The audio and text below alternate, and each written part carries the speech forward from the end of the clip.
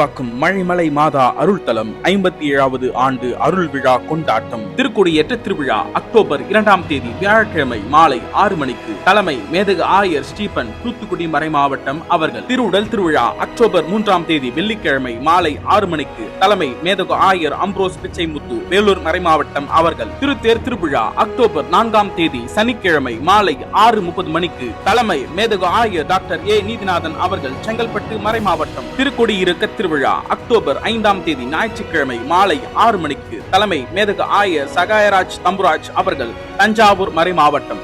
மழை தாயின் அருள் மழையில் நனைய அன்புடன் அழைக்கும் அருள்முனைவர் ஜி சின்னப்பர் அவர்கள், அருட்தல அதிபர். அனைவரும் வருவோம், அன்னையின் அருள் வரம் பெறுவோம்.